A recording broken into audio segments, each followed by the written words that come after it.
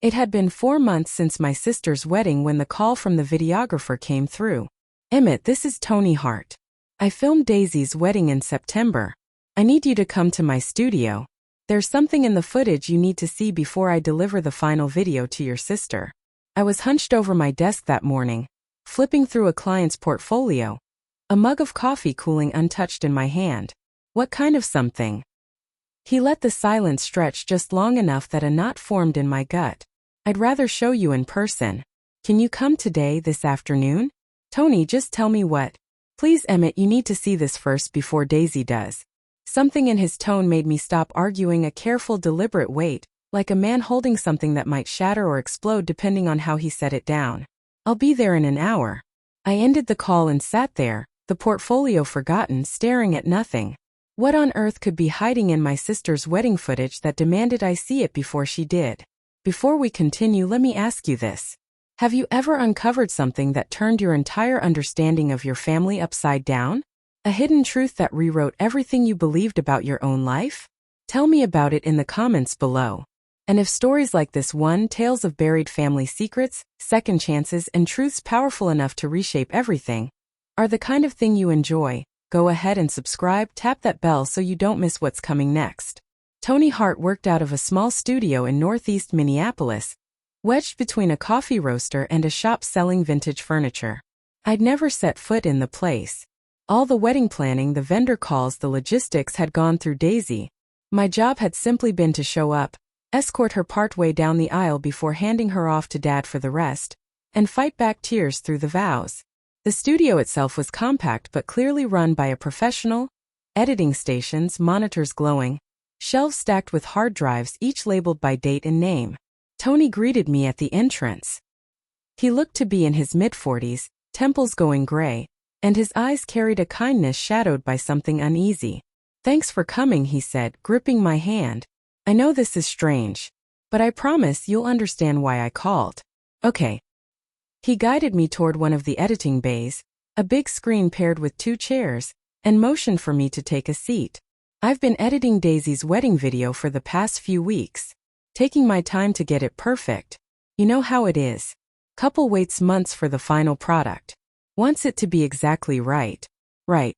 I was working on the ceremony footage yesterday, the wide shots from the back of the venue, and I noticed something."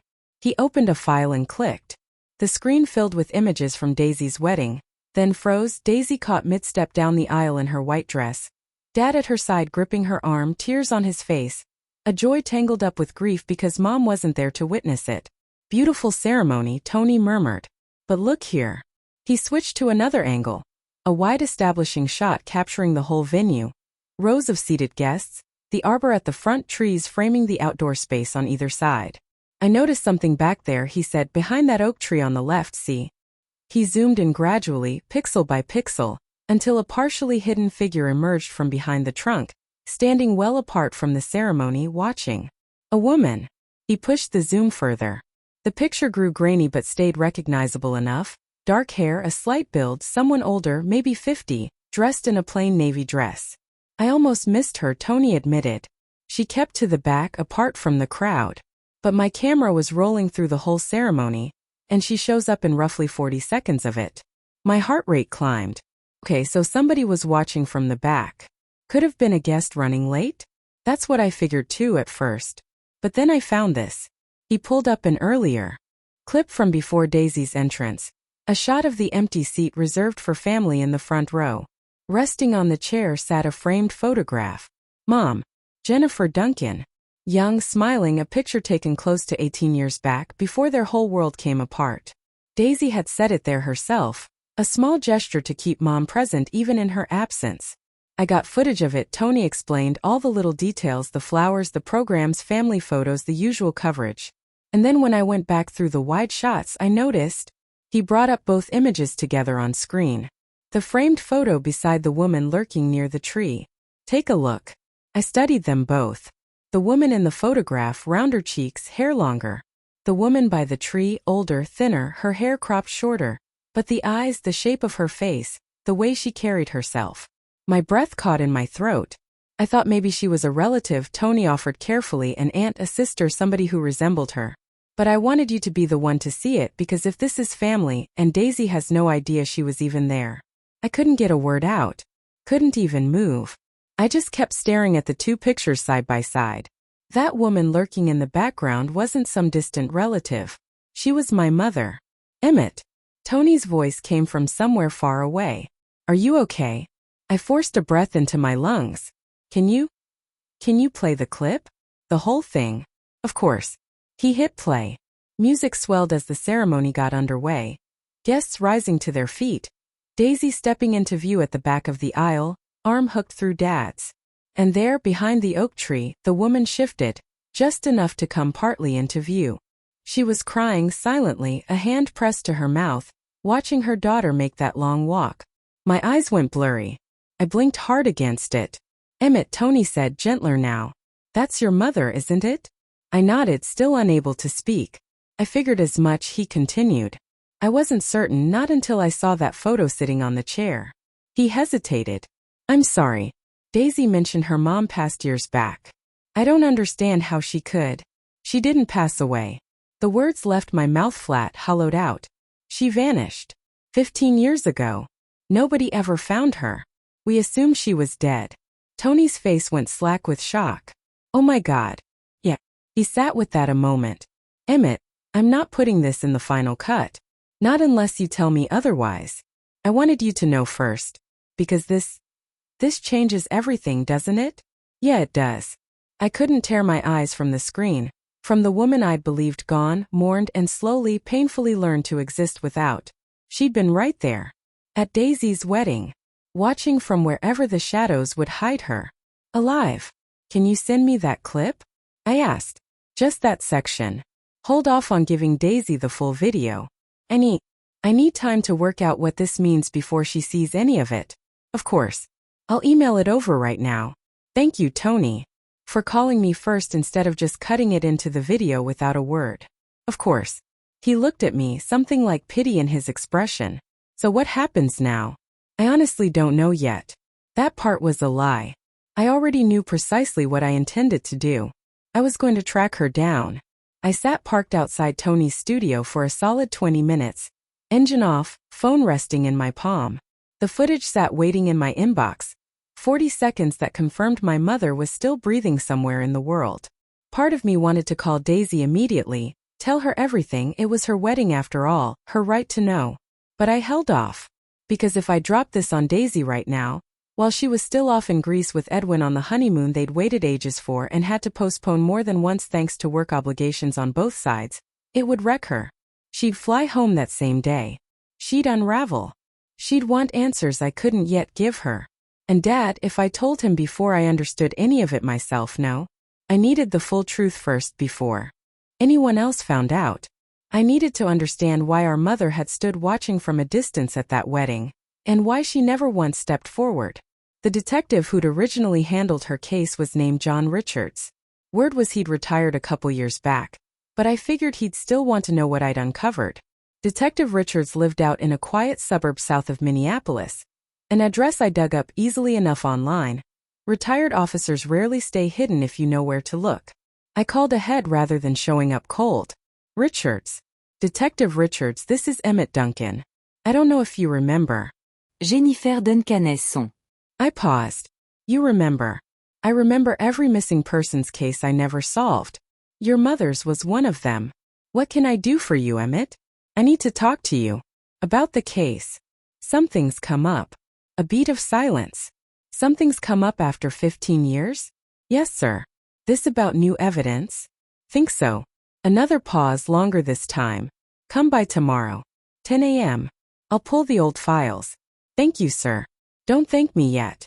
If there's something I missed, I want to know. But Emmett? Don't get your hopes up.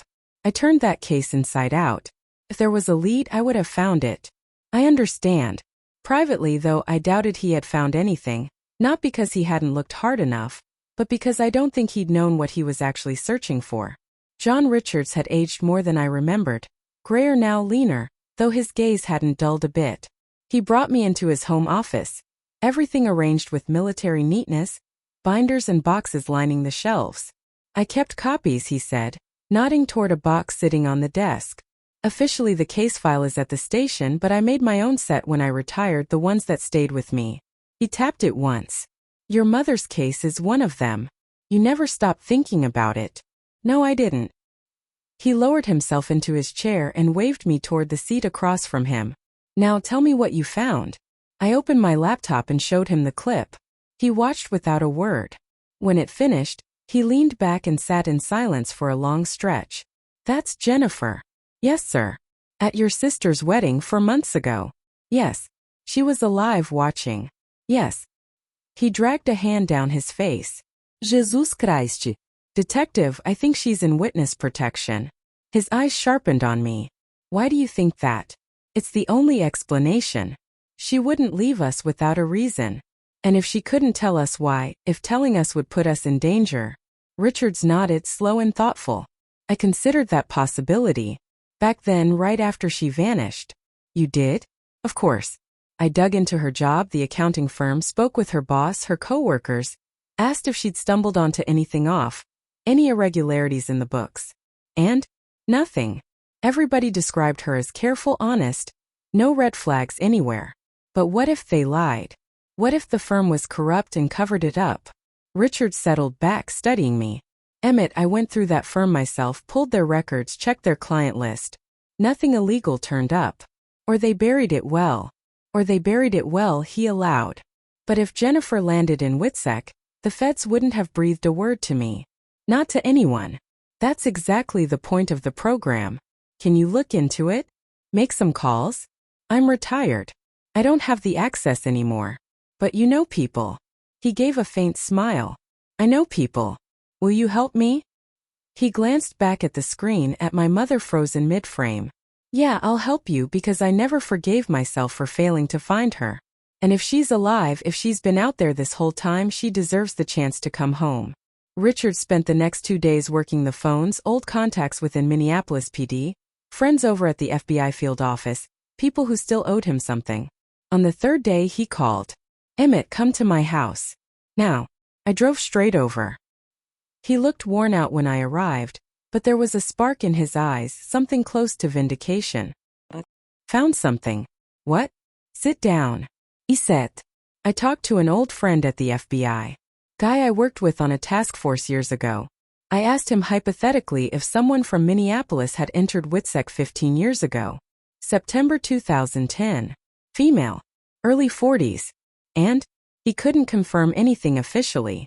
But he said off the record that there was a case. A woman who witnessed financial crimes. Money laundering tied to organized crime. She provided evidence that led to multiple arrests. But the organization put a hit out on her. She had family, 2 kids, a husband. My pulse hammered. What happened? She was given a choice. Entire family enters protection. New identities. New life. Or she enters alone. Cuts ties completely. Protects her family by staying away.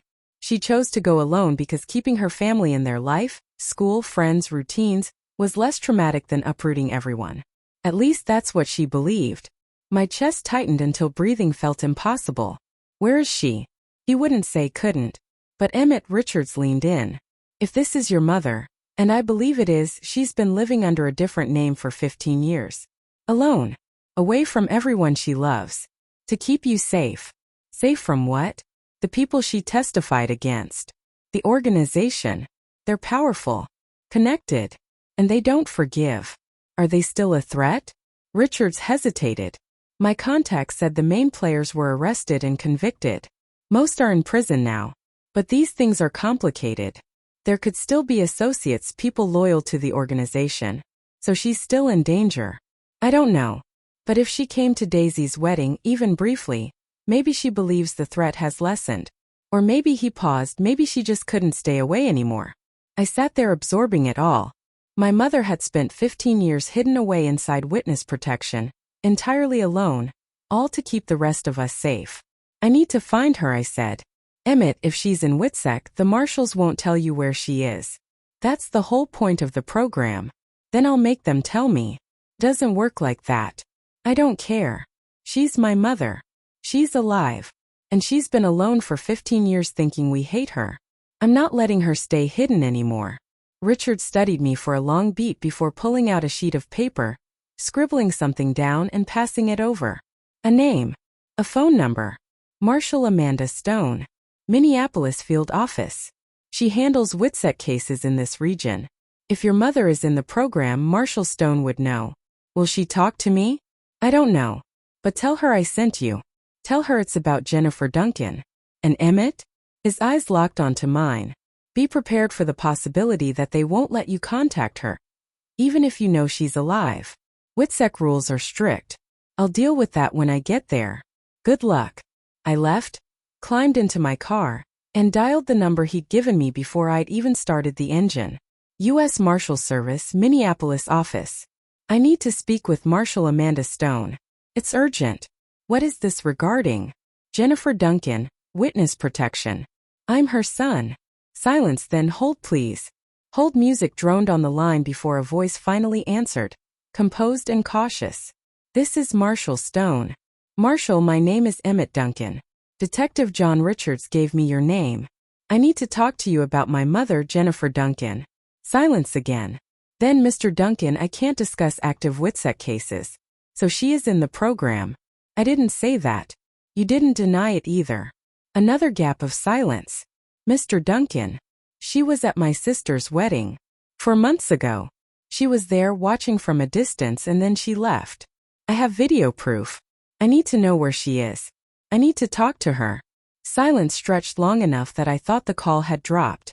Then you have video? Yes. From the wedding? Yes. Mr. Duncan, I need to see that video. Can you come to my office? Today? I'll be there in 30 minutes. I'll be waiting. Marshall Amanda Stone looked to be in her early 40s, put together and professional, but her composure cracked slightly once I played her the footage. She watched it 3 separate times without a word, then shut my laptop and looked directly at me. Mr. Duncan, I can't confirm or deny anything about an ongoing WITSEC case. But, she raised a hand, if hypothetically someone in the program were to be recorded at a public event, and if that recording were to identify them, it would compromise their safety. So she is in the program. Stone said nothing, just held my gaze. Marshall, please. I just want to talk to her. I need her to know that we don't hate her. That we understand. That we want her to come home. Mr. Duncan. Even if I could facilitate contact, which I'm not saying I can, it would be her decision. Not yours. Not mine. Participants in WITSEC have full autonomy. If she doesn't want contact, I can't force her. Then ask her, please. Just ask her if she'll see me. She sat quietly for a while before rising. Wait here. She left the room. I remained there, pulse racing, hands trembling, 15 minutes ticking by before she returned and sat back down. Mr. Duncan, I'm going to tell you something off the record. And you cannot repeat this to anyone. Do you understand? Yes. The person you're asking about has been in protective custody for 15 years. She provided evidence that led to multiple arrests, but she kept backup copies, insurance. The organization knew if they touched her family, everything goes public. So they had a choice. Leave everyone alone and cut their losses or risk total exposure. So she protected us by making herself dangerous. She protected you by making you dangerous to touch. Smart woman, your mother. That threat has been significantly reduced in recent months. The main figures in the organization she testified against have been incarcerated or deceased. However, there are still potential risks. Is she safe? As safe as anyone can be in her situation. Will you ask her if she'll see me? Stone regarded me a moment. I already did. My breath caught. And? She said yes. 3 days later I flew out to Billings, Montana. Marshall Stone had arranged everything ahead of time. A meeting spot chosen for its neutrality, a park on the edge of town, open enough to feel safe, quiet enough for a real conversation. She accompanied me, standard protocol, staying nearby without stepping in unless it became necessary. I took a seat on a bench, hands unsteady, barely able to breathe, and then I spotted her, crossing the park slowly, hesitating with every step, older, thinner, her hair cut shorter, everything about her different except her eyes, those hadn't changed at all. Mom. She halted a few feet off, just looking at me. I rose to my feet, unable to speak. Tears started falling from her. Emmett. Her voice, unheard for 15 years, was still exactly hers, The same voice that once read me stories at bedtime, hummed songs while cooking, promised me things would turn out fine. Mom. That single word cracked something open in both of us. She closed the gap and wrapped her arms around me, and I held my mother, the woman I'd grieved, the woman I'd learned somehow to live without. She was here. Alive. Real. I'm sorry, she whispered. I'm so sorry, baby. I'm so sorry. I know, Mom. It's okay. It's not okay. I left you. I left all of you. You were protecting us. I was destroying you. No. You were saving us. She stepped back, studying my face, tears still streaming. You found me. You weren't hiding very well.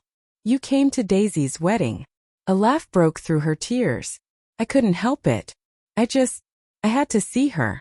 Just once. I wasn't going to go. I told myself I wouldn't. But then the day came and I couldn't stay away. I drove 10 hours. Stood in the back. Watched her marry that wonderful man. And then I left. The videographer caught you on camera. I know. Marshall Stone told me I was careless, but Emmett, I don't regret it. Seeing Daisy in that dress, seeing her happy, it was worth it. She doesn't know yet that you were there, that you're alive. Mom's expression fell apart. Does she hate me? She doesn't hate you. Mom. She misses you. We all miss you. Your father still loves you. Never remarried. Never even dated. He's been waiting for you for 15 years. She lowered herself onto the bench, burying her face in her hands. I don't deserve that. He sat beside her. Yes, you do. Mom, tell me what happened. Tell me everything. So she told me. About the accounting firm, about stumbling onto discrepancies buried in the books, about realizing the firm was a front laundering money, about carrying that evidence to the FBI. I thought I was doing the right thing, she said. I thought they'd arrest the people involved and that would be it. But it was bigger than I realized. Organized crime. Dangerous people. And they found out I was the one who reported them. What happened? They threatened me, left a note on my car, said they'd hurt you, hurt Daisy, hurt your father. They knew where you went to school. They knew your routines. They knew everything.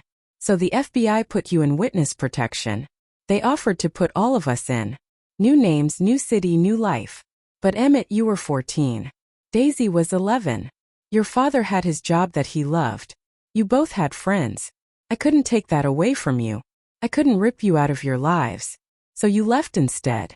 I thought it would be temporary. I thought once the trial was over, once they were convicted, I could come back.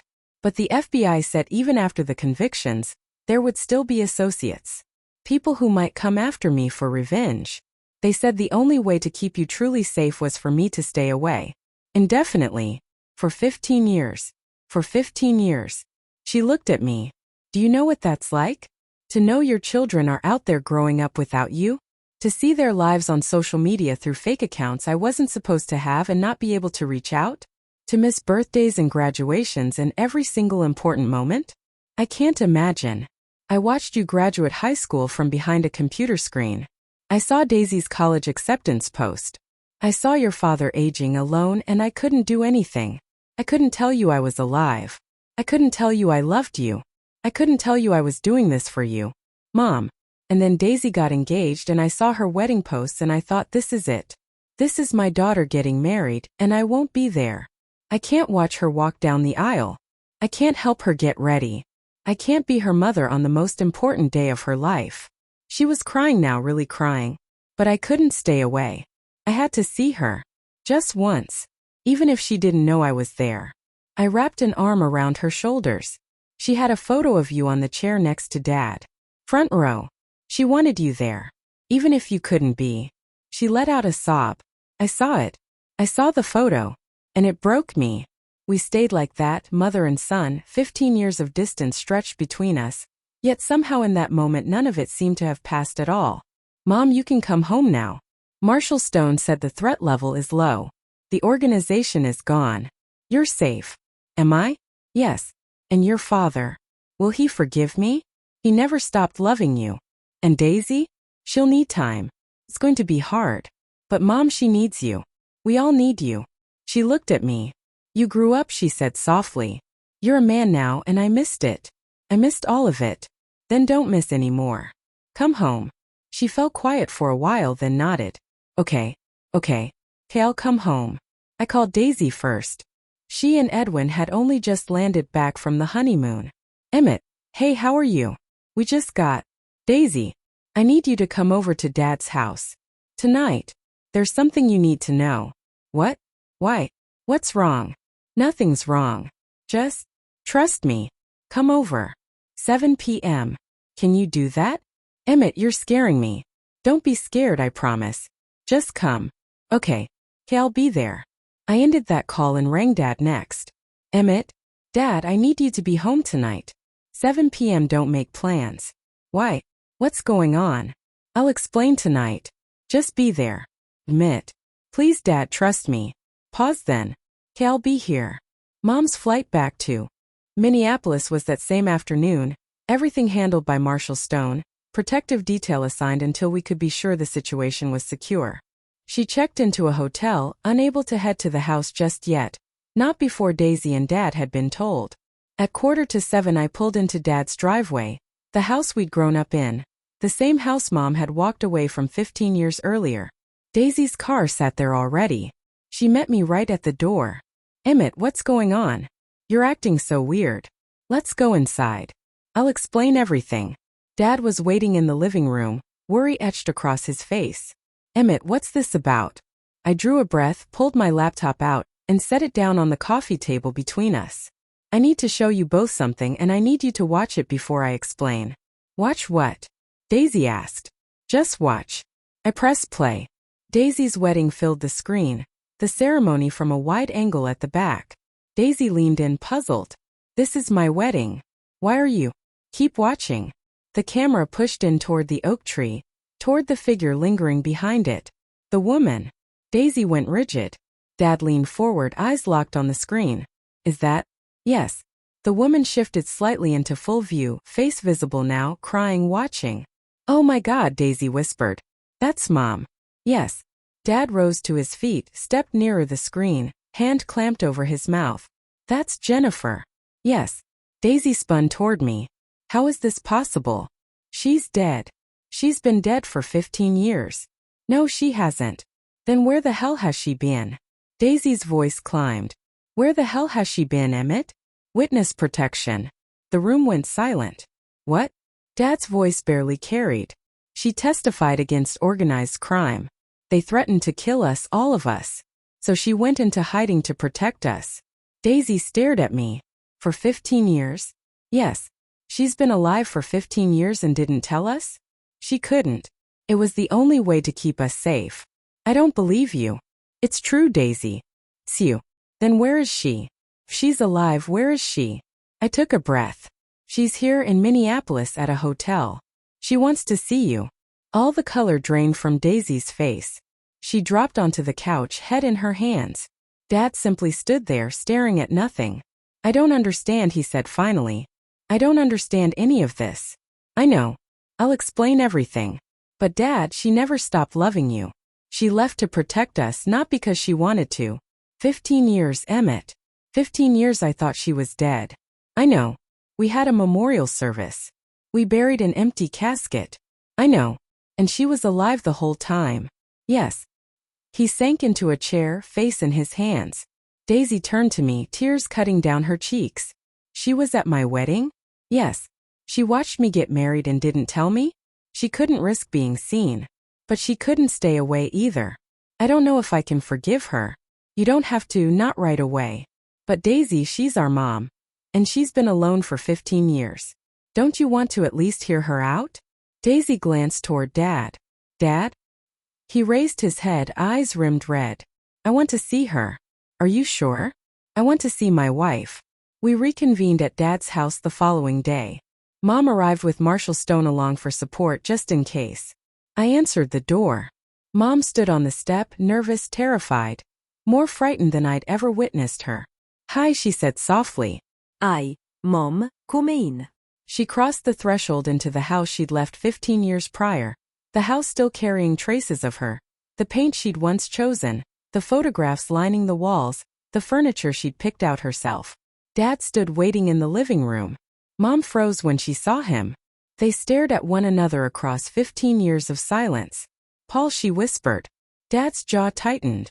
He stayed rooted in place. I'm sorry. I'm so sorry. You were alive. His voice cracked. You were alive this whole time. I had to protect you. I had to protect the kids. They were going to kill you. So you let us think you were dead instead. I didn't have a choice. There's always a choice, Jennifer. Not this time. They threatened to kill all of us. But I had leverage. Evidence they couldn't let go public. So I made a deal through the FBI. I disappear. You and the kids get discreet protection. If anyone touches you, the evidence goes public and destroys what's left of their organization. You were blackmailing them. I was protecting you. His face crumpled. Do you know what it was like raising them alone, answering their questions about where you were, watching them cry themselves to sleep for months, years? I know. No, you don't. His voice rose. You don't know what it was like to be the one left behind. Her tears fell freely now. You're right, I don't. But Paul, I thought about you every single day. I never stopped loving you. I wore my ring the entire time. She lifted her left hand, the wedding band still circling her finger. Dad stared at it, then at her face.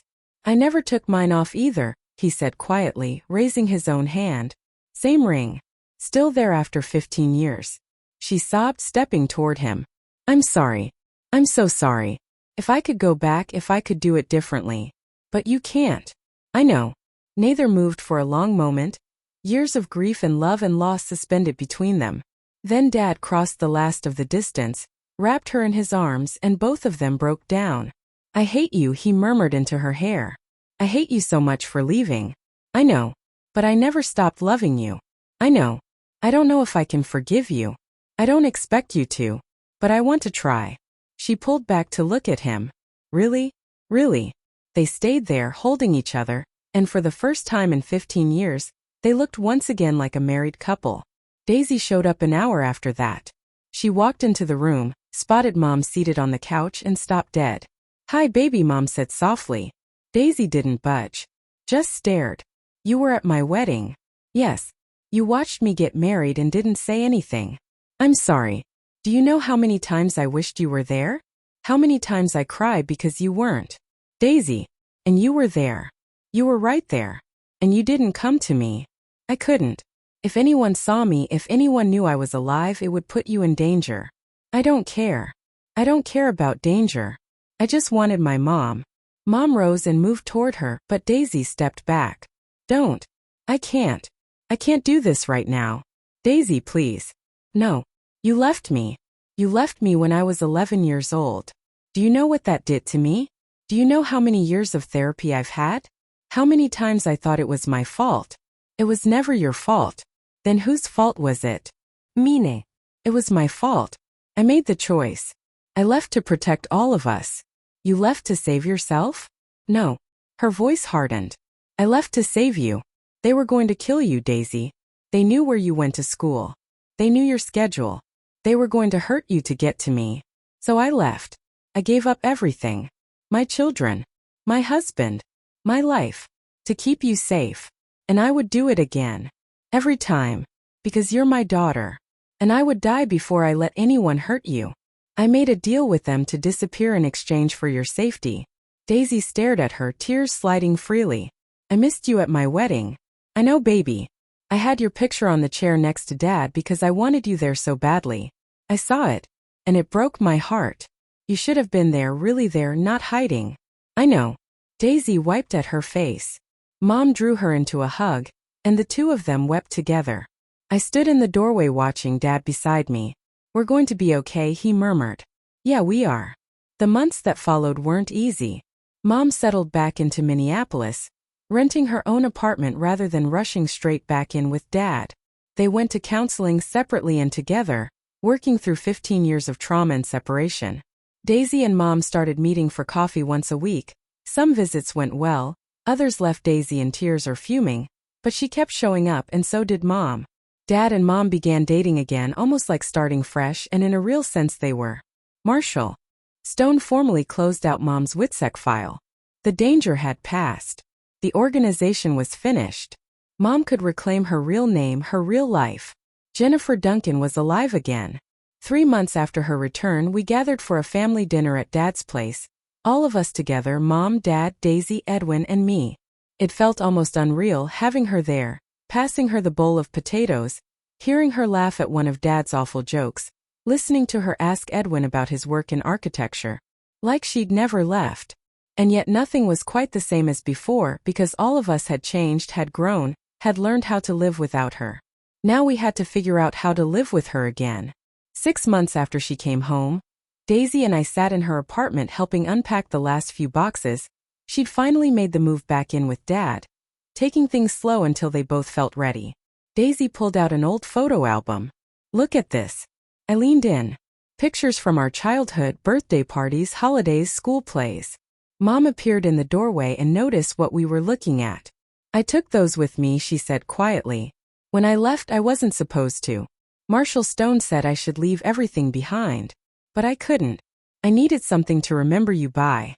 "You looked at these?" Daisy asked. "Every night for 15 years. Daisy's eyes filled. "Mom, I know I missed so much. I know I can't get those years back. But I'm here now. And I don't want to miss anymore." Daisy stood and pulled her into a hug. "Me neither." I watched the two of them, mother and daughter, healing slowly but healing all the same. My mother vanished for 15 years. We believed she was gone. We grieved her. We built lives around her absence. But she'd been alive the entire time, hidden, guarding us from a distance we never knew existed. And the moment that videographer rang me about a few seconds of footage from my sister's wedding, everything shifted. We got our mother back. Our family back. Our future back. None of it came easily. But it was real. And sometimes that's really all that matters. A second chance. A fresh start. And the courage it takes to forgive. Have you ever uncovered a family secret that changed everything you thought you knew? Have you ever had to find forgiveness for something that felt unforgivable? Tell me your story in the comments below.